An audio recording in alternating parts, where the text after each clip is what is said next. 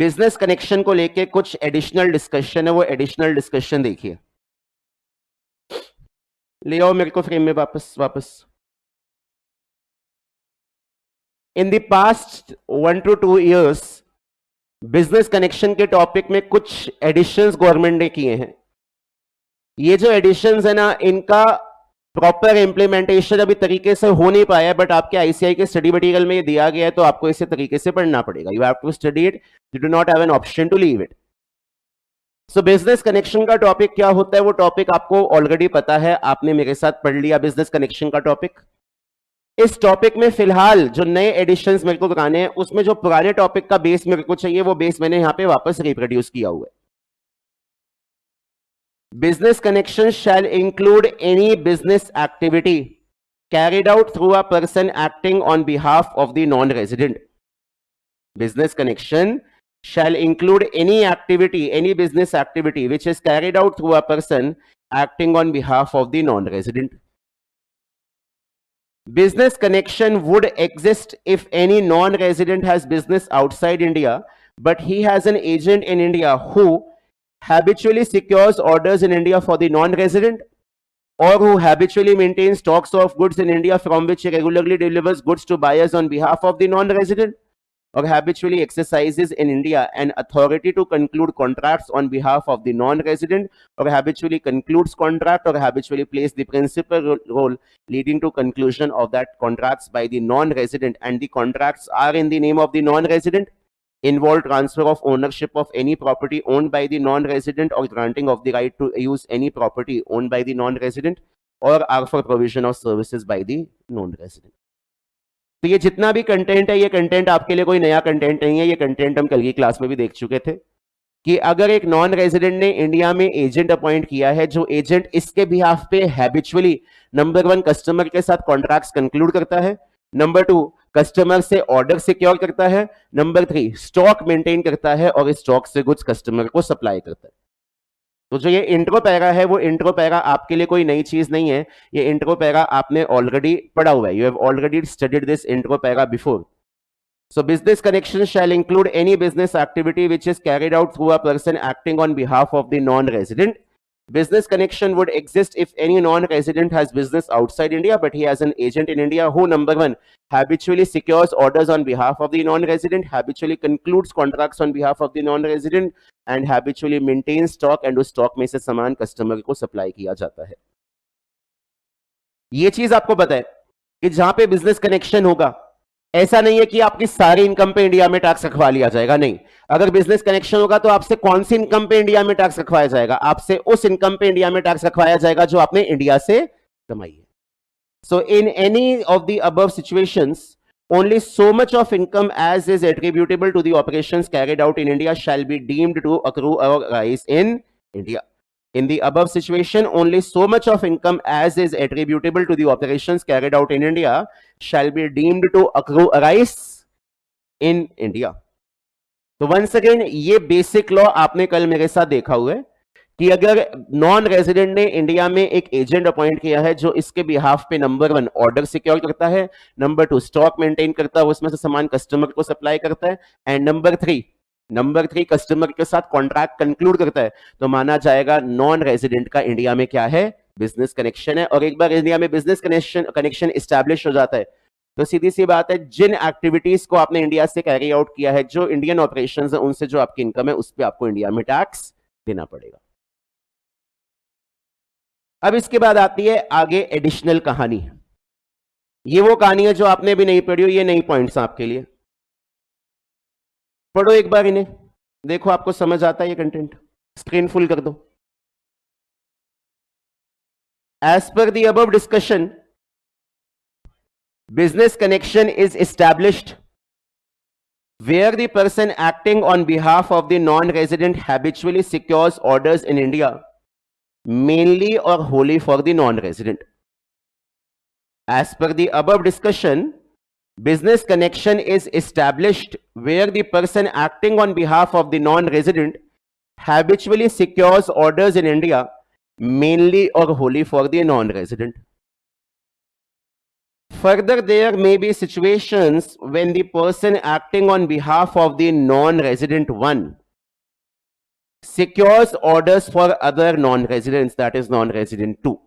Law frame में वापस हमने कहा कि अगर ऊपर वाले डिस्कशन में ये लिखा था कि अगर एजेंट जो है वो हैबिचुअली ऑर्डर सिक्योर करे on the behalf of the non resident, तो इस नॉन रेजिडेंट का इंडिया में क्या है? बिजनेस कनेक्शन है. अगर नॉन रेजिडेंट का इंडिया में एक एजेंट है और वो एजेंट इसके बिहाफ पे हैबिचुअली रेगुलर बेसिस पे ऑर्डर प्रोक्योर करे, तो नॉन रेजिडेंट का इंडिया में क्या है? Business connection.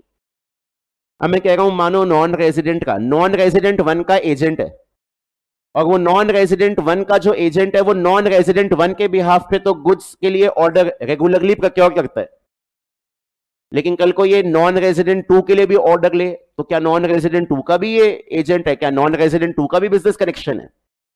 इस कंटेक्स्ट में जो डिस्कशन है वो डिस्कशन आपको देखना है. I am saying as per the above discussion, business connection is established where the person acting on behalf of the non-resident habitually secures orders in India mainly or wholly for the non-resident. But he is also procuring orders for other non-residents. तो क्या ये दूसरे non residents के लिए भी इसका India में business connection माना जाएगा, नहीं माना जाएगा? तो इस कंटेक्स्ट में लॉ क्या कहता है? There may be situations when the person acting on behalf of the non-resident secures orders for other non-residents. Other non-residents को मैंने बोला non-resident 2, और जो आपका मेन रेजिडेंट है उससे मैंने क्या बोला? non-resident 1. जो आपका मेन नॉन रेजिडेंट है उससे मैंने बोला non-resident 1, और जो आपके अदर नॉन रेजिडेंट्स हैं उनको मैंने बोला non-resident 2. तो यार एक चीज देखो, मिस्टर ए एक एजेंट है, ठीक है, एंड ही रेगुलरली और procures orders on behalf of mister X, एक नॉन रेजिडेंट. मतलब मिस्टर एक्स के लिए तो ये हैबिचुअली ऑर्डर्स प्रोक्योर करता है. तो जब ये मिस्टर ए जो मिस्टर एक्स जो है वो मिस्टर ए जो है वो मिस्टर एक्स के लिए हैबिचुअली ऑर्डर प्रोक्योर करता है, तो मिस्टर एक्स का तो इंडिया में क्या है? Business connection. दोबारा, Mr. A is the agent, Mr. X is non-resident 1, and Mr. Y is non-resident 2. Mr. A is the agent, Mr. X is non-resident 1, and Mr. Y is non-resident 2. Mr. A जो है ना वो Mr. X के behalf पे काम करता है habitually. अगर उसने मिस्टर एक्स के बिहाफ पे ऑर्डर्स प्रोक्योर किए, तो यार जिस नॉन रेजिडेंट के लिए वो हैबिचुअली रेगुलरली काम करता है उसी के लिए ऑर्डर प्रोक्योर किया है, तो सीधी सी बात है मिस्टर एक्स का तो इंडिया में डायरेक्टली बिजनेस कनेक्शन क्या हो जाएगा? इस्टेब्लिश हो जाएगा. मिस्टर एक्स का तो डायरेक्टली इंडिया में क्या हो जाएगा? बिजनेस कनेक्शन इस्टेब्लिश हो जाएगा. अब सवाल ये है कि मिस्टर एक्स के लिए तो आप काम रेगुलरली कर रहे हो, कल को आपने किसी और नॉन रेजिडेंट के लिए ऑर्डर प्रोक्योर किए, लेट अस सपोज आपने मिस्टर वाई के लिए ऑर्डर प्रोक्योर किए, तो क्या वहां पे मिस्टर वाई का भी इंडिया में बिजनेस कनेक्शन माना जाएगा? तो इस कंटेक्स्ट में लॉ क्या कहता है? In such situations business connection for other non residents, that is non resident 2, shall be established if such other non resident controls the main non resident, मतलब NR2 कंट्रोल्स NR1, या फिर such other non-resident is controlled by the non-resident, मतलब NR1 controls NR2, या such other non-resident 2 is subject to same control as that of non-resident. यहां पे देखो, अगर mister A mister Y के बिहाफ पे ऑर्डर पर क्या करता है, मिस्टर ए जो है वो मिस्टर एक्स का एजेंट है, लेकिन मिस्टर ए अगर मिस्टर वाई दूसरे नॉन रेजिडेंट के लिए ऑर्डर प्रोक्योर करता है, तो वहां पे क्या बिजनेस कनेक्शन होगा? तो लॉ कहता है बिजनेस कनेक्शन तभी होगा जब या तो मिस्टर एक्स मिस्टर वाई को कंट्रोल करता है, या मिस्टर वाई मिस्टर एक्स को कंट्रोल करता है, या दोनों मिस्टर एक्स और मिस्टर वाई को कोई थर्ड पर्सन कॉमनली कंट्रोल करता है. Commonly controlled by Mr Z being the person who controls Mr X as well as Mr Y. There are two non residents in this picture and there is one agent. एक agent है और दो non resident picture में है. तो मैं कह रहा हूं जो एजेंट है ना वो हैबिचुअली काम करता है नॉन रेजिडेंट 1 के लिए, नॉन रेजिडेंट 1 के लिए हैबिचुअली ऑर्डर प्रोक्योर करता है. जब वो नॉन रेजिडेंट वन के लिए हैबिचुअली ऑर्डर प्रोक्योर करेगा तो वो नॉन रेजिडेंट वन का तो इंडिया में क्या आ जाएगा, नॉन रेजिडेंट वन का तो इंडिया में डायरेक्टली बिजनेस कनेक्शन आ जाएगा. When non resident one has an agent in India who habitually secures orders on behalf of the non-resident, who habitually secures orders on behalf of the non-resident one, तो non-resident one का तो directly India में क्या आ जाएगा, business connection आ जाएगा. लेकिन ये जो एजेंट है वो नॉन रेजिडेंट टू के लिए भी, वो नॉन रेजिडेंट टू के लिए भी ऑर्डर प्रोक्योर करता है. अब सवाल उठता है, देखो मेन काम किसके लिए किया, नॉन रेजिडेंट वन के लिए, बट कुछ एक्स्ट्रा काम किसके लिए किया, नॉन रेजिडेंट टू के लिए. इस एजेंट ने मेन काम किसके लिए किया, नॉन रेजिडेंट वन के लिए. तो नॉन रेजिडेंट वन का तो इंडिया में बिजनेस कनेक्शन है. लेकिन अगर ये नॉन रेजिडेंट टू के लिए कुछ काम करे तो अब नॉन रेजिडेंट टू का इंडिया में बिजनेस कनेक्शन है या नहीं है, इसके लिए आपको चेक करना है कि क्या नॉन रेजिडेंट टू और वन आपस में जुड़े हुए हैं या नहीं जुड़े हुए हैं.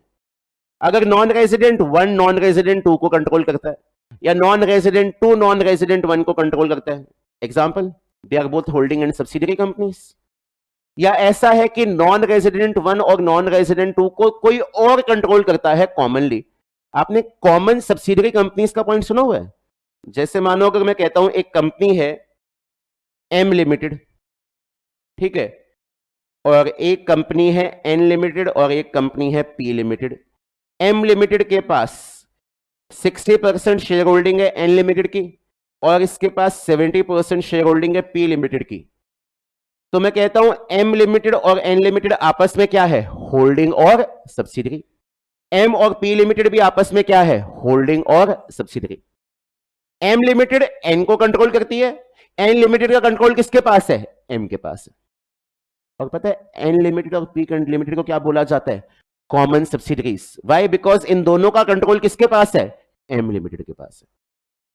अगर एक एजेंट हैबिचुअली एक नॉन रेजिडेंट के लिए काम करता है तो जिस नॉन रेजिडेंट के लिए हैबिचुअली काम करता है उसका तो डायरेक्टली इंडिया में बिजनेस कनेक्शन है.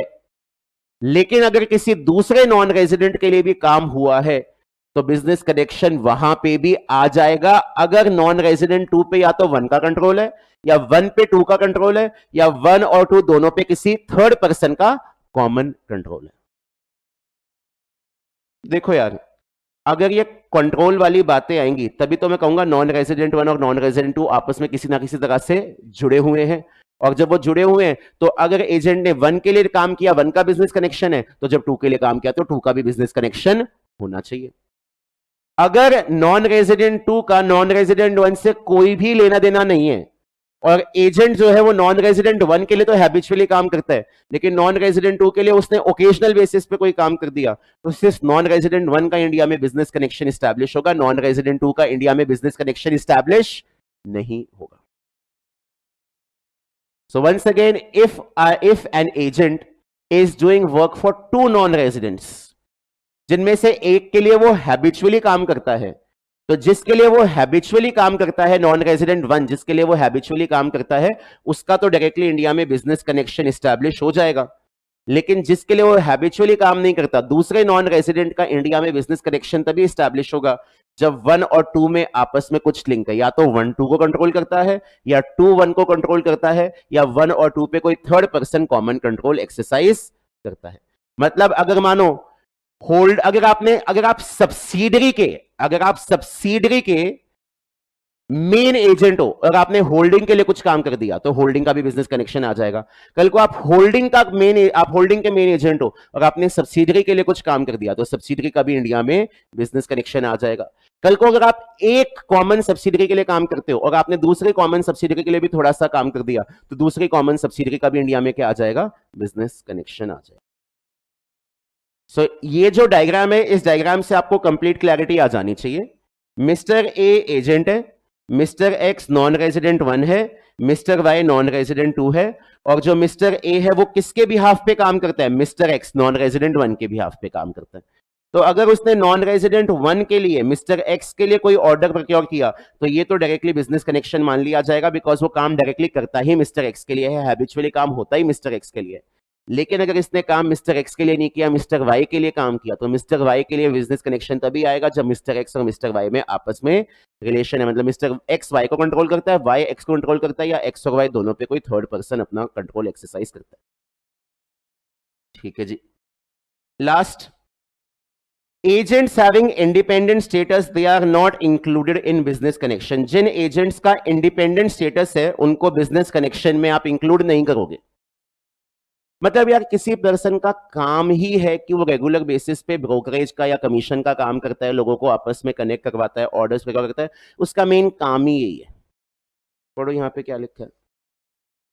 Business connection shall not be established where the non-resident carries on business activity through a broker, general commission agent, or any other agent having an independent status if such a person is acting in the ordinary course of his business. A broker, a general commission agent, or any other agent shall be deemed to have an independent status. मान लिया जाएगा broker का independent status है, where he does not work wholly or mainly for the non-residents. ये word बहुत important है, where he does not work wholly or mainly on the non-resident. ये words बहुत important है. A broker, general commission agent, or any other agent shall be deemed to have an independent status where he does not work wholly or mainly for the non-resident. क्यों? Where an agent works wholly or mainly on behalf of such non-resident, he will not be considered to have an independent status in the three situations explained in the very beginning. सुनो यार, अगर एक person जिसका काम ही brokerage का है, agency का काम है, जिसका काम ही बायर सेलर को आपस में कनेक्ट करने का है, अगर वो बिजनेस के ऑर्डिनरी कोर्स में सभी लोगों के लिए ये काम करता है, किसी एक के लिए नहीं, सभी लोगों के लिए काम करता है, तो फिर कहीं पे कोई बिजनेस कनेक्शन का टॉपिक नहीं लगेगा, बिकॉज इस एजेंट का काम ही यही है। ये एजेंट किसी एक पर्टिकुलर नॉन रेजिडेंट को रिप्रेजेंट नहीं करता, ये एजेंट तो सभी के लिए इस तरह का काम करता है। लेकिन अगर इस एजेंट ने किसी पर्टिकुलर नॉन रेजिडेंट के लिए मेन काम करना चालू कर दिया, होली या मेनली मेन काम करना चालू कर दिया, तो फिर उस प्रिंसिपल का, जो नॉन रेजिडेंट प्रिंसिपल है, उसका इंडिया में क्या आ जाएगा? Business connection. दोबारा पढ़ना। Business connection shall not be established where the non-resident carries on business activity through a broker, general commission agent, or any other agent having an independent status if such a person is acting in the ordinary course of his business. कब माना जाएगा कि independent है agent? A broker, general commission agent, or any other agent shall be deemed to have an independent status where he does not work mainly or wholly for the non-resident. Mainly किसी एक बंदे के लिए काम नहीं कर रहे तो आप independent हो। अगर आप जनरली सबके लिए काम कर रहे हो, किसी एक बंदे को प्रायोरिटी देके उसके लिए मेनली या होली काम नहीं कर रहे, तो आप एक जनरल एजेंट हो, इंडिपेंडेंट हो। लेकिन अगर आपने किसी एक को प्रायोरिटी दे दी, किसी एक के लिए आपने मेन काम कर लिया या पूरा काम कर दिया, तो फिर आप एजेंट इंडिपेंडेंट नहीं हो, अब तो उस नॉन रेजिडेंट का इंडिया में क्या मान लिया जाएगा? Business connection. एक second. He will, however, not be considered to have an independent status in three situations explained in the beginning, where he works mainly or wholly on behalf of such a non-resident. सी, जो आपके साथ मैंने आज की class में नया discussion किया है, वो नया डिस्कशन एक तो चार्ट और एक ये वाला पॉइंट है। कल की क्लास में आपने पढ़ा, अगर नॉन रेजिडेंट ने इंडिया में एक एजेंट अपॉइंट किया और वो एजेंट इसके बिहाफ पे ऑर्डर प्रोक्योर करता है, कॉन्ट्रैक्ट कंक्लूड करता है या स्टॉक मेंटेन करता है, तो इस नॉन रेजिडेंट का इंडिया में बिजनेस कनेक्शन है। अब आज मैं ये कह रहा हूं कि अगर ये एजेंट ऐसा काम जनरली सबके लिए करता है, किसी एक के लिए मेनली या होली नहीं करता, सबको इक्वल इंपॉर्टेंस देता है और सबको इक्वल इंपॉर्टेंस देके सबके लिए ही ये काम करता है, तो फिर ये एजेंट इंडिपेंडेंट एजेंट है, इंडिया में बिजनेस कनेक्शन नहीं है। लेकिन अगर ये नॉन रेजिडेंट मेन किसी बंदे के लिए, मेन किसी नॉन रेजिडेंट के लिए सारा काम ये करने लग जाए, तो फिर नॉन रेजिडेंट का इंडिया में क्या मान लिया जाएगा? बिजनेस कनेक्शन, बिकॉज एजेंट यहां पे इंडिपेंडेंट नहीं है। और एक और चीज, कल को इस नॉन रेजिडेंट के होते होते एजेंट ने किसी और का काम पकड़ लिया, तो उस दूसरे नॉन रेजिडेंट का काम भी इंडिया में बिजनेस कनेक्शन मान लिया जाएगा, अगर इन दोनों नॉन रेजिडेंट्स का आपस में कनेक्शन है। मतलब नॉन रेजिडेंट 1 2 को कंट्रोल करता है, या 2 1 को कंट्रोल करता है, या दोनों के ऊपर क्या है? कॉमन कंट्रोल है। एक एमसीक्यू देखना सामने, let me see whether you are able to apply this law correctly और नॉट। सामने देखना प्लीज।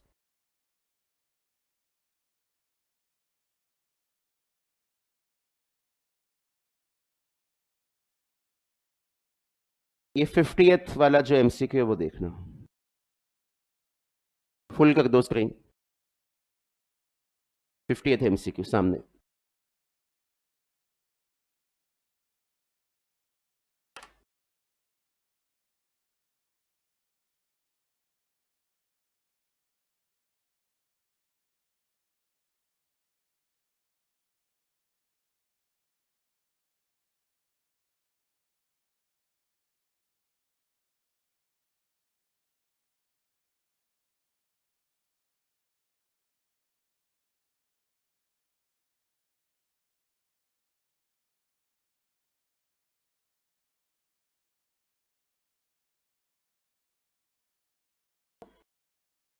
हाँ जी, क्या आंसर है? Layoff frame में Listers Internationals Incorporation, a non-resident engaged in business of selling goods, said, appoints Mr. Risky as an agent in India for selling such products. Mr. Risky works as an agent for several other persons, also including non-residents, aiding them in selling their products. तो एक बात बताओ, risky सिर्फ Leicester internationals के लिए काम करता है या सबके लिए काम करता है? सबके लिए काम करता है, किसी एक को तो कोई प्रेफरेंस दे नहीं का। तो आपके हिसाब से रिस्की डिपेंडेंट एजेंट है या इंडिपेंडेंट एजेंट है? इंडिपेंडेंट एजेंट है। जब रिस्की इंडिपेंडेंट एजेंट है तो इंडिया में बिजनेस कनेक्शन आएगा या नहीं आएगा? नहीं आएगा। Answer is D, not leads to business connection in India because he is an independent agent. कल को लेकिन इस क्वेश्चन में लिख दिया जाए कि रिस्की सिर्फ लिस्टर्स इंटरनेशनल्स के लिए होली या मेनली काम करता है, तो आप क्या कहोगे कि एजेंट जो है वो डिपेंडेंट है या इंडिपेंडेंट है? डिपेंडेंट है, और इंडिया में क्या आ जाएगा? Business connection. तो अगर एजेंट सिर्फ और सिर्फ एक ही पर्टिकुलर नॉन रेजिडेंट के लिए काम करता है तो फिर वहां पे एजेंट इंडिपेंडेंट नहीं है, वहां इंडिया में बिजनेस कनेक्शन आएगा। लेकिन अगर एजेंट बहुत सारे नॉन रेजिडेंट्स के लिए काम करता है, किसी को बहुत प्राइम इंपॉर्टेंस नहीं देता, तो फिर वो इंडिपेंडेंट एजेंट है, फिर इंडिया में नॉन रेजिडेंट्स का बिजनेस कनेक्शन नहीं आएगा। कल को एजेंट नॉन रेजिडेंट 1 के साथ साथ 2 का काम करे तो 2 के लिए भी बिजनेस कनेक्शन आ जाएगा, अगर 1 और 2 आपस में जुड़े हुए हैं। 1 2 को कंट्रोल करता है, 2 1 को कंट्रोल करता है, या 1 और 2 के ऊपर कॉमन कंट्रोल है। डन? हाँ जी,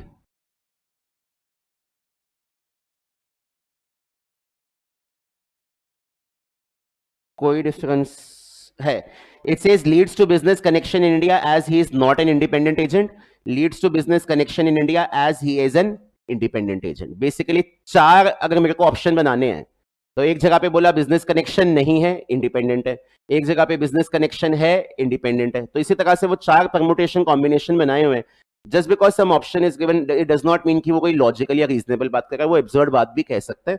4 ऑप्शंस बनाने के लिए बोले तो 4 कॉम्बिनेशंस बना लिए। देखो, एक पॉइंट है बिजनेस कनेक्शन का और एक पॉइंट है आपके पास इंडिपेंडेंट का। तो इन्होंने कहा एक जगह पे बिजनेस कनेक्शन भी है, इंडिपेंडेंट भी है, दूसरी जगह पे बिजनेस कनेक्शन नहीं है, इंडिपेंडेंट है, तीसरी जगह पे बिजनेस कनेक्शन नहीं है बट इंडिपेंडेंट है, चौथी जगह पे ना तो बिजनेस कनेक्शन है ना इंडिपेंडेंट। इस तरह से इन्होंने 4 कॉम्बिनेशन बनाए। आप तो मेन चीज याद रखो, जब ये एजेंट इंडिपेंडेंट है तो बिजनेस कनेक्शन नहीं होगा। हाँ, मेरे को खाली डी से मतलब है, ये वाले जो ऑप्शंस हैं इनका कोई सेंस ही नहीं है। आप इंडिया में इंडिपेंडेंट एजेंट हो और इंडिपेंडेंट एजेंट होने के बाद तो बिजनेस कनेक्शन आएगा ही नहीं, तो पॉइंट नंबर बी तो कंप्लीट एब्सर्ड है। हाँ जी, मैं एक काम करूं, मेरा थोड़ा सा एक पोर्शन पेंडिंग है, वो करा देता हूं, फिर आपका डाउट ले लेता हूं। एक छोटा सा टॉपिक और ऐड हुआ है, सिग्निफिकेंट इकोनॉमिक प्रेजेंस। ये ना लॉ में ऐड हुआ था बजट 2018 से, बजट 2018 से लॉ में ऐड हुआ था, लेकिन इसे हाथों हाथ इंप्लीमेंट नहीं किया गया। इसे इंप्लीमेंट किया गया है फाइनेंशियल ईयर 21-22 ऑनवर्ड्स। इसे इंप्लीमेंट किया गया है फाइनेंशियल ईयर 21-22 ऑनवर्ड्स, और सिर्फ बोलने के लिए इंप्लीमेंट हो गया है, लेकिन इसमें प्रैक्टिकल इतनी डिफिकल्टीज है कि अभी भी ये लॉ तरीके से फॉलो हो नहीं पा रहा है। अब ये लॉ है क्या, इसे क्यों डिस्कस किया जाता है, इसके लिए आपको चीजों का थोड़ा सा बैकग्राउंड पता होना चाहिए। पिछले कुछ 5-10 सालों में टेक्नोलॉजी और डिजिटलाइजेशन जो है वो इतना ज्यादा इंक्रीज हो गया है कि डज नॉट मैटर कि आपकी फिजिकल प्रेजेंस कहां पे है। लोग फिजिकली प्रेजेंट नहीं भी हैं तब भी डिजिटल मीडिया के थ्रू बहुत अलग अलग जगहों से पैसा कमाए जा रहे हैं। People who are sitting outside India, उनके इंडिया में दबा के ऑपरेशन चल रहे हैं। इंडिया में कोई फिजिकल प्रेजेंस नहीं है बट इंडिया में दबा के ऑपरेशन चल रहे हैं और इंडिया से पैसा कमाए जा रहे हैं। तो इन एक्टिविटीज के कंटेक्स्ट में लॉ आना चाहिए। इंटरनेशनली भी इस चीज को रिकॉग्नाइज किया जा रहा है। मैंने आपको बताया था 2017 में सीए का सिलेबस चेंज हुआ था और उस टाइम पे पहली बार था कि इंटरनेशनल टैक्सेशन नाम का सिलेबस इंट्रोड्यूस किया गया था। इंटरनेशनल टैक्सेशन इंटरमीडिएट में नहीं है, इंटरनेशनल टैक्सेशन सीए फाइनल में है। सीए फाइनल का डायरेक्ट टैक्स का जो पेपर है वहां पे 30 मार्क्स का इंटरनेशनल टैक्सेशन कंपलसरी है आपके लिए, और इंटरनेशनल टैक्सेशन का एक ऑप्शनल पेपर भी है जिसे आप ऑप्ट करना चाहो तो ऑप्ट कर सकते हो। बात क्या है, अगर आप ये चीज देखो, यूट्यूब हो गया, इंस्टा हो गया, फेसबुक हो गया, नेटफ्लिक्स हो गया। अगर आपको बताओ गूगल पे भी एडवर्टाइजमेंट्स होते हैं, ठीक है। हैव यू एवर रिकॉग्नाइज कि कोई भी चीज आपने किसी पर्टिकुलर वेबसाइट पे देखी हो या सर्च की हो, अगली बार आप कहीं पे भी कोई चीज देख रहे हो तो वहीं के उसके एड्स आ रहे होते हैं। या लेट सपोज आपने अमेजन पे जाके कोई सामान सर्च किया, खरीदा नहीं, सर्च किया, या मिंत्रा पे जाके आपने कोई ड्रेस या जीन्स कोई आपने सर्च की जिससे आपने कार्ट में डाला हुआ है लेकिन अभी खरीदा नहीं है, आप अगली बार भी कोई भी रैंडम स्क्रॉलिंग करोगे वहां पे वही वाली चीज आती रहेगी। आप कोई मोबाइल में गेम्स भी खेल रहे होगे ना, और गेम्स भी खेल रहे होगे तो गेम्स खेलते खेलते भी आपको वही चीजें बीच में रिफ्लेक्ट होने लग जाएंगी। इसके अलावा एक चीज और, 10 साल पहले इंसान की जिंदगी सुकून की होती थी, कोई भी आपको बिना बात का कॉल नहीं करता था कि आप इंश्योरेंस ले लो या लोन ले लो या गाड़ी ले लो या घर ले लो। अब आज के डेट में आप देखो, इतने आपके काम के कॉल्स नहीं आते जितने आपके पास स्पैम कॉल्स आते हैं। घर ले लो, गाड़ी ले लो, मैं जैसे मुफ्त में बिक रहा हूं, ठीक है। आपका लोन प्री अप्रूव्ड है, भाई मैंने लोन के लिए अप्लाई नहीं किया तो लोन अप्रूव कहां से हो गया? यही नहीं, मेरे को तो आज तक ये कॉन्सेप्ट ही नहीं समझाया। सर कॉल कॉल आता है, सर आपका लोन प्री अप्रूव्ड है, कोई डॉक्यूमेंटेशन चार्जेस नहीं है, बताओ लोन लोगे? मैंने कहा मैंने बताया मेरे को लोन की जरूरत है, नहीं है। और पूरा दिन इनके कॉल आते रहते हैं, अच्छा कितने डीएनडी लगा लो, उसके बाद इनके कॉल आते रहते हैं।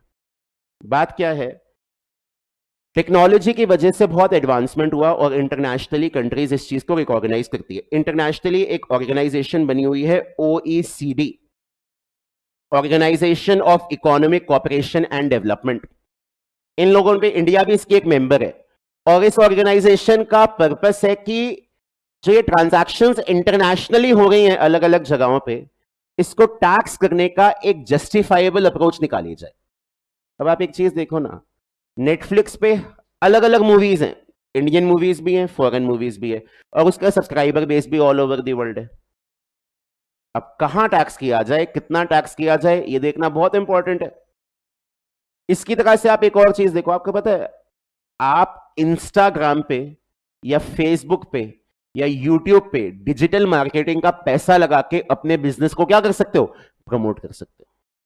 अब यार अलग अलग जगहों से पैसा फ्लो कर रहा है, बहुत अलग अलग जगहों से। एक और चीज आपको पता है, यूट्यूब, अगर किसी ने यूट्यूब पे या इंस्टा पे कोई अकाउंट बना रखा है, या मेनली मैं यूट्यूब की बात करता हूं, यूट्यूब पे जितने ज्यादा आपके सब्सक्राइबर्स हैं या जितने ज्यादा आपके वीडियोस पे व्यूज और लाइक्स है, उस बेसिस पे यूट्यूब से आपको पैसा मिलता है। अब आपके व्यूअर्स तो कहीं पे भी हो सकते हैं, इंडिया में भी हो सकते हैं और इंडिया के बाहर भी हो सकते हैं। इन सारी चीजों के ऊपर एक यूनिफॉर्म लॉ इंटरनेशनली होना बहुत इंपॉर्टेंट है, बिकॉज आज की डेट में फिजिकल बाउंड्रीज जो हैं, वो फिजिकल बाउंड्रीज तो सिर्फ नाम के लिए है। डिजिटलाइजेशन की वजह से कोई भी सप्लायर कहीं भी हो सकता है, कोई भी रेसिपिएंट कहीं भी हो सकता है, और कंटेंट कहीं पे भी जा रहा है। See we download so many software, sir हम तो कहाँ सॉफ्टवेयर खरीदते हैं, हम तो फ्री वाले ले लेते हैं, ठीक है। नहीं, बट कई बार सॉफ्टवेयर खरीदने भी पड़ते हैं। एक चीज देखो ना, आपने जो भी फोन में फोटोज या वीडियोस डाली होती है, ये अपने आप क्लाउड पे बैकअप होती रहती हैं। अगर एप्पल का है तो आई क्लाउड है, अगर एंड्रॉइड फोन है तो गूगल ड्राइव पे है या वन ड्राइव पे।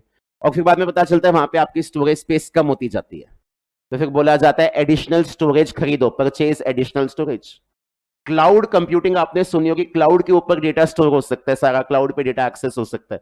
इन सब चीजों के बारे में आप EISSM में भी पढ़ोगे कि ये सारी टेक्नोलॉजीज जो है। यार एक चीज देखो ना, फोटो मैंने फोन में क्लिक करी, but I can access that photo on the laptop by going to the cloud. Cloud से उस डेटा को मैं एक्सट्रैक्ट कर सकता हूँ। I always keep my entire data on cloud. क्यों? कहीं पे भी जा रहे तो किसी भी मोबाइल फोन से, किसी भी टैबलेट से, किसी भी लैपटॉप पे आप कोई भी डेटा एक्सट्रैक्ट किसी भी टाइम पे कर सकते हो। अब यार मैंने पैसा पे किया हुआ है माइक्रोसॉफ्ट को फॉर टेकिंग देयर सब्सक्रिप्शन। आपको पता है माइक्रोसॉफ्ट 365 करके एक सब्सक्रिप्शन आता है, जिस सब्सक्रिप्शन में आपको वन ड्राइव की भी स्टोरेज मिलती है, और साथ के साथ ये जो जितने भी वर्ड होते हैं, माइक्रोसॉफ्ट ऑफिस जो होता है, वर्ड, पावर पॉइंट, एक्सेल, इनके लेटेस्ट वर्जन मिल जाते हैं। अब यार माइक्रोसॉफ्ट है तो यूएस में, यूएस से बैठे बैठे ऑल ओवर इंडिया से पैसा कमा रहे हैं या ऑल ओवर द वर्ल्ड पैसा कमा रहे हैं। Let me talk about certain games. एक गेम जिसमें पूरी दुनिया ने बहुत टाइम बर्बाद किया है, PUBG. I never downloaded that game. एक बार चलाया था, मैंने कहा ये तो परेशानी हो जाएगी, हाथ तो हाथ डिलीट। बट पबजी आपको पता है ये लोग कितना ज्यादा खेलते हैं, एंड वहां पे कई बार ऐसा भी होता है कि अगर आपको ज्यादा लाइव्स चाहिए, ज्यादा एनर्जी चाहिए या ज्यादा कॉइन्स चाहिए, तो आप उनको क्या कर सकते हो, परचेज कर सकते हो। You can purchase them. इसके अलावा भी और भी बहुत सारे गेम्स होते हैं जहां पे आपके पास कॉइन्स होते हैं या लाइव्स होती है। कई बार ऐसा होता है कि 1 घंटे में 1 लाइफ मिलेगी, लेकिन अगर आपको ज्यादा लाइफ चाहिए तो आप क्या कर सकते हो, परचेजेस। बहुत सारी एप्लीकेशंस में भी क्या होता है, इन ऐप परचेज होता है। बहुत सारे एप्लीकेशंस में क्या होता है, इन ऐप परचेज होता है कि आप ऐप में जाके चीज खरीदना चाहो तो खरीद सकते हो। अब ऐप डेवलपर कहाँ पे, पता नहीं कहाँ पे की ऐप बनी हुई है। उसके बाद प्ले स्टोर पता नहीं एप्पल का है, गूगल का है, वो कहाँ पे है, यूजर कहाँ पे है। तो आप सोचो ना, फिजिकल बाउंड्रीज तो एलिमिनेट हो गई हैं। और ट्रेडिशनली जो हमारा इनकम टैक्स का लॉ है या इंटरनेशनली भी जो इनकम टैक्स का लॉ है, वो फिजिकल इस्टेब्लिशमेंट को ज्यादा इंपॉर्टेंस देता है कि आप फिजिकली कहाँ एग्जिस्ट करते हो, वहां पे आपको टैक्स देना पड़ेगा। But that physical boundary is going away now. तो ये ऑर्गेनाइजेशन है OECD, इसने कुछ गाइडलाइंस निकाली हुई हैं। इन गाइडलाइंस को बोला जाता है BEPS गाइडलाइंस। ये आप सीए फाइनल में इंटरनेशनल टैक्सेशन में थोड़ी बहुत पढ़ोगे। BEPS की फुल फॉर्म होता है base erosion and profit sharing. इनमें मैं ज्यादा डिटेल में नहीं जाऊंगा, इससे आपका इंटर में कोई लेना देना नहीं है, फाइनल में आप ये सब सीखोगे इंटरनेशनल टैक्स में। द पॉइंट इज, इनकी गाइडलाइंस के बेसिस पे इंडिया ने ये लॉ बनाया है सिग्निफिकेंट इकोनॉमिक प्रेजेंस का। लॉ बना तो दिया है, लेकिन ये लॉ इंप्लीमेंट होगा उसमें बहुत डिफिकल्टी है। अभी वो डिफिकल्टीज क्या है वो भी मैं डिस्कस कर लूंगा। Significant economic presence of a non-resident in India shall also constitute business connection in India. अगर इंडिया में आपकी सिग्निफिकेंट इकोनॉमिक प्रेजेंस है तो मतलब इंडिया में आपका क्या है, बिजनेस कनेक्शन है। अब ये सिग्निफिकेंट इकोनॉमिक प्रेजेंस मतलब क्या, in respect of any goods, services or property carried out by a non-resident with any person in India, including provision of download of data or software in India. In respect of any goods, services or property carried out by a non-resident with any person in India, including provision of download of data or software in India. Aggregate of payment arising from such transaction or transactions during the previous year should exceed rupees 2 crores. मतलब इन transaction से जो आपकी payment है वो payment 2 crore से ज्यादा होनी चाहिए। आपने मानो यार बहुत सारे पेड सॉफ्टवेयर होते हैं, अगर हमें भी क्लास कंडक्ट करनी है, वी ऑल्सो परचेज सॉफ्टवेयर। आपको पता है जो कंटेंट क्रिएटर्स होते हैं, जो यूट्यूबर्स होते हैं, they also purchase a lot of different different software. अगर हमें बुक्स बनानी है तो उसके लिए भी अलग अलग सॉफ्टवेयर आते हैं, वी परचेज दो software. Some software are available freely, but the proper version of the software is purchased, properly purchased. आपको पता है जब हम पायरेटेड सॉफ्टवेयर यूज करते हैं या कॉपी वाले सॉफ्टवेयर यूज करते हैं, कई बार हमारा डेटा या कंटेंट क्या हो जाता है, करप्ट भी हो जाता है।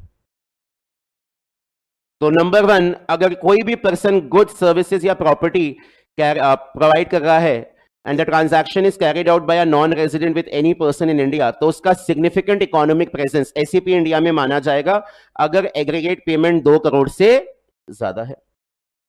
In case of systematic and continuous soliciting of business activities or engaging in interaction with users in India, in respect of systematic and continuous soliciting, soliciting मतलब customers को पकड़ना, उन्हें identify करना, उनके साथ relations maintain करना, और engaging in interaction with users in India, the number of users should be at least 3 lakhs. आपको एग्जाम के लिए लिमिट्स याद करनी है कि अगर इंडिया में आप गुड्स, सर्विसेज या प्रॉपर्टी प्रोवाइड कर रहे हो including download of software, data etcetera, तो वहां पे आपकी ओवरऑल पेमेंट जो है वो 2 करोड़ से ज्यादा होनी चाहिए। या फिर अगर यूजर्स के साथ इंटरेक्शन किया जा रहा है तो यहां पे आपके जो नंबर ऑफ यूजर्स है वो 3 लाख से ज्यादा होने चाहिए। Further, the above transactions or activities shall constitute significant economic presence in India, whether or not the agreement is entered in India or not, the non-resident has a residence or place of business in India or not, the non-resident renders services in India or not. उन्होंने कहा non resident India में चाहे physically present है चाहे नहीं है, चाहे उसका इंडिया में ऑफिस है चाहे इंडिया में ऑफिस नहीं है, चाहे इंडिया में वो सर्विसेज प्रोवाइड करता है या नहीं करता है, या जो अग्रीमेंट है वो इंडिया में हुआ है या नहीं हुआ है, स्टिल इंडिया में सिग्निफिकेंट इकोनॉमिक इन्फ्लुएंस मान के इंडियन एक्टिविटीज पर टैक्स ले लिया जाएगा। ये लॉ बना तो दिया, प्रैक्टिकली स्पीकिंग इस लॉ के साथ कंप्लाई करना बहुत डिफिकल्ट है, बिकॉज इस लॉ में बहुत एम्बिग्विटी है। यहाँ पे लिखा है the number of users should be at least 1 lakh. अब मैं यूजर्स का क्या क्राइटेरिया रखूं? किसी ने, आपके पास कई बार एप्स में ऐसा होता है ना, you can play as a guest और यू कैन रजिस्टर योरसेल्फ। बहुत बार एप्स में, गेम्स में ऐसा ऑप्शन होता है, you can play as a guest और यू कैन प्ले या you can access the app by registering yourself on that. अब मैं नंबर ऑफ यूजर्स जो रजिस्टर हुए हैं उनको देखूं या टोटल ऐप के डाउनलोड्स को देखूं। अगर कोई पर्सन फ्रीक्वेंटली मूव करता है इंडिया से इंडिया के बाहर या इंडिया से इंडिया में, इसको काउंट करूं या ना करूं? कल को मानो किसी ने एप्लीकेशन डाउनलोड करके छोड़ दिया, अपने आप को रजिस्टर करके छोड़ दिया, लेकिन वो आज की डेट में ऐप को यूज करता ही नहीं है, वो यूजर एक्टिव नहीं है, वो यूजर पैसिव है, उसे इंक्लूड करूं या ना करूं? There is a huge difficulty in implementing this law. Government ने इसे फाइनेंशियल ईयर 21-22 से एप्लीकेबल कर दिया, बट इसमें बहुत ज्यादा एक्सेसिव एम्बिग्विटी है। इसको किस तरह से इंप्लीमेंट किया जाएगा। तो आपके एग्जाम के पर्पस से आपको बस ये याद रखना है कि इंडिया में सिग्निफिकेंट इकोनॉमिक प्रेजेंस कब माना जाएगा, जब नंबर वन या तो इंडिया में गुड्स सर्विसेज की एक्टिविटीज से जो आपकी पेमेंट है वो 2 करोड़ से ज्यादा है, या जब आप यूजर्स को ऐप पे या बाकी किसी मीडियम पे एंगेज कर रहे हो तो वहां पे आपके नंबर ऑफ यूजर्स 3 लाख से ज्यादा। ये 3 लाख और 2 करोड़ की लिमिट आपको एग्जाम के लिए मेमोराइज करनी पड़ेगी। इसके बियॉन्ड आई डोंट फोर्सी कि एग्जाम में इससे कुछ आना चाहिए। इसमें और भी आगे चीजें लिखी हैं। Where a business connection is established by reason of significant economic presence in India, only so much of income as is attributable to the transactions or activities referred to in A or B above shall be deemed to accrue or rise in India. In this context, it has been provided that the income attributable to the operations carried out in India would include. बातें बहुत बड़ी बड़ी लिखी हैं यहाँ पे। मतलब एक तरह से ना, अगर कोई इस लॉ को तरीके से समझने लग जाए तो वो तो आधी डिजिटल मार्केटिंग तो उससे वैसे ही आ जाएगी। Income from advertisements targeting customers residing in India or accessing advertisement through IP address located in India. जैसे मैंने आपको बोला गूगल पे, we can pay money to Google for displaying our ads on priority basis. Google AdWords या AdSense या Google के proper marketing और campaigns होते हैं और इतने ज्यादा अमाउंट के होते हैं आपको पता भी नहीं है। आपको पता है आज की डेट में ये कहते हैं बाकी फिजिकल एसेट्स तो एक तरफ, इंटरनेशनली और नेशनली जो चीज सबसे खरीदी और बेची जाती है वो है डेटा। आप बहुत सारी वेबसाइट्स या एप्स पे लॉगिन करते हो, बड़ा सा डिस्प्ले आ जाता है एक्सेप्ट ऑल, ये सारी कंडीशंस हैं, इनको एक्सेप्ट करो। कभी आप ढंग से पढ़ते नहीं हो, आप कहते हो एक्सेप्ट ऑल। आपको पता है उनके पास आपके सारे डेटा का एक्सेस है, जो भी आपके फोन में है ना उनके पास आपके मैक्सिमम डेटा का एक्सेस है, और उस डेटा से बनता है डेटाबेस, और फिर उस डेटाबेस को जाता है बेचा अलग अलग कंपनीज के द्वारा। एक चीज देखना, आप अपने ईमेल बॉक्स में देखना, पता नहीं कहां दुनिया जहां से ईमेल आते रहते हैं। कभी आपने उस वेबसाइट या उस वेंडर को कभी सब्सक्राइब नहीं किया होगा आपने, ना कभी खोल के देखा होगा, बट दुनिया जहां के आपके पास ईमेल्स आते रहते हैं, दुनिया जहां के आपके पास मैसेजेस आते रहते हैं। भाई मेरा ईमेल आईडी मिला कहां से, मैंने थोड़ा ना दिया है, मैंने मेरा मोबाइल नंबर आपको दिया थोड़ा। इन लोगों के पास हमारे मोबाइल नंबर्स कहां से आ गए जो हमें बैठ के रोज कॉल करके अलग अलग एक्टिविटीज के लिए परेशान करते थे। कुछ लेडीज तो ऐसे होते रोने लग जाती है फोन के पे, बस ले लो, लोन ले लो, आप क्रेडिट कार्ड ले लो, क्यों नहीं ले रहे, आप ले लो, इसमें बहुत फायदे है, बस क्रेडिट कार्ड ले ही लो आप। क्यों? बिकॉज उस टेलीकॉलर की जो कमीशन है या उसकी रेम्यूनरेशन है, it is dependent on the number of convergence. जितने ज्यादा वो कन्वर्जन्स देंगे उसके बेसिस पे मिलेगा। आज की डेट में ना data is a very very important thing, और इंडिया में तो डेटा की कोई कदर नहीं है। इंटरनेशनली डेटा की प्राइवेसी को लेकर लॉज हैं। अगर कंपनीज उस डेटा को अगर लीक कर देती हैं या किसी को बेच देती है, कंपनीज के अगेंस्ट एक्शन हो जाता है। इंडिया में तो ठीक है, इन्फॉर्मेशन में मांग रहे हो, क्या करोगे, क्या बिगाड़ लोगे, ये अप्रोच होती है। बट इंटरनेशनली इस डेटा की बहुत रेलिवेंस है। इस डेटा के बेसिस पे भी आप पढ़ोगे होता है डेटा माइनिंग। डेटा माइनिंग एक टेक्निक है, डेटा एनालिटिक्स के आज के टूल्स है, इंजीनियर्स बैठ के यही काम करते हैं। आपके सॉफ्टवेयर्स, आपके वेबसाइट्स को इस तरह से डिजाइन किया जाता है कि जो भी पर्सन आपके वेबसाइट को या सॉफ्टवेयर को देख रहा है उसका डेटा आपके पास इकट्ठा हो जाए, और एक चीज आप देखते हो ऑटोमेटिकली आपको बाकी और चीजें दिख जाएंगी। आप देख लेना, कभी भी आपने अमेजन से किचन का अगर एक सामान ऑर्डर किया है, 4 अलग अलग सामान ऑटोमेटिकली रिकमेंडेशंस में आ जाते हैं, और आगे भी हमेशा रिकमेंडेशन में रहते हैं कि अच्छा ये भी खरीदना चाहोगे, फिर इंसान को लगता है हाँ ये खरीदा तो ये भी खरीदा जा ही सकता है। ये डेटा एक दूसरे को बेचा जाता है। तो ये डेटा इकट्ठा कहां से होता है? इतनी सारी वेबसाइट्स, इतनी सारी एप्लीकेशंस, वहां पे जब भी हम उस वेबसाइट पे विजिट करते हैं, वो आपसे कई बार आपका ईमेल एड्रेस डलवाता है, पहले कई बार आपका मोबाइल नंबर डलवाता है, कई बार कहता है एक्सेप्ट ऑल। ये बहुत चलता है। कुकीज, ठीक है, आपको लगता है खाने वाली कुकीज। इंटरनेट, आपकी जो ब्राउजिंग हिस्ट्री होती है, जो आपकी सर्च हिस्ट्री है, आपको लग रहा है ना कि आप तो बस कुछ कर ही नहीं रहे, आप तो ऐसे ही ब्राउज कर रहे हो, उसी से आपके प्रेफरेंसेस के बारे में पता चल जाता है कि आप किस तरह की चीजों को देखते हो। जैसे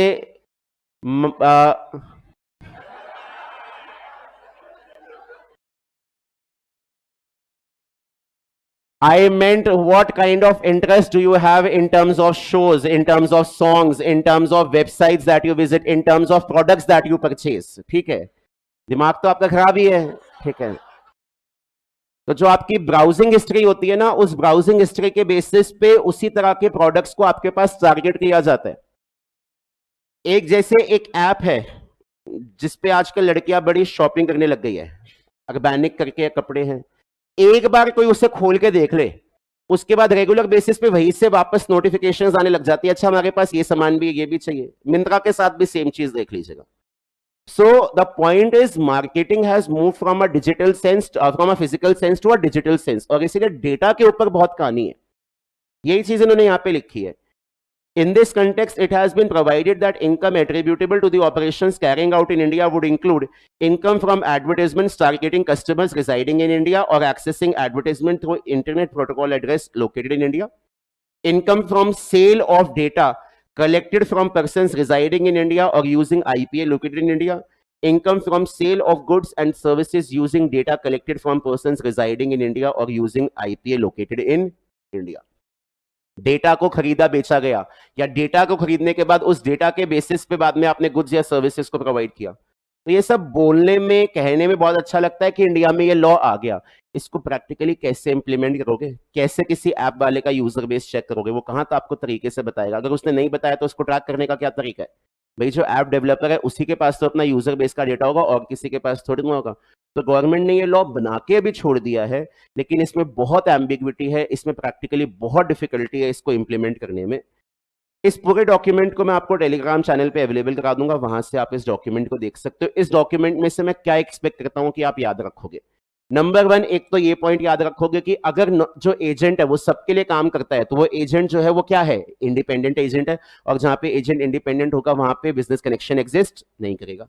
नेक्स्ट, अगर एजेंट नॉन रेजिडेंट 1 का मेन एजेंट है, उसके लिए काम करता है, तो नॉन रेजिडेंट 1 का इंडिया में बिजनेस कनेक्शन है। अगर ये नॉन रेजिडेंट 2 के लिए भी काम करते तो नॉन रेजिडेंट 2 के लिए भी बिजनेस कनेक्शन हो सकता है। अगर नॉन रेजिडेंट 2 के लिए भी बिजनेस कनेक्शन हो सकता है अगर नॉन रेजिडेंट 1 2 को कंट्रोल करे, या 2 1 को कंट्रोल करे, या दोनों पे कॉमन कंट्रोल हो। एंड लास्ट ये वाली चीज की सिग्निफिकेंट इकोनॉमिक प्रेजेंस क्या होती है। अगर इंडिया में आप गुड्स, सर्विसेज या प्रॉपर्टी ये सब बेच रहे हो, इंक्लूडिंग डाउनलोड ऑफ सॉफ्टवेयर या डेटा, तो वहां पे आपके इंडिया में जो पेमेंट है वो पेमेंट का अमाउंट 2 करोड़ से ज्यादा होना चाहिए। या इंडिया में आपका यूजर्स के साथ एंगेजमेंट है, उनके साथ आपका इंटरेक्शन है, तो आपके नंबर ऑफ यूजर्स जो है वो नंबर ऑफ यूजर्स पूरे साल में 3 लाख से ज्यादा होने चाहिए। मेन बस ये सिग्निफिकेंट इकोनॉमिक प्रेजेंस याद रखना। तो आपका ये वाला चैप्टर क्लोज है। Chapter 5 residential status and scope of total income is closed. Now we can start with our next chapter.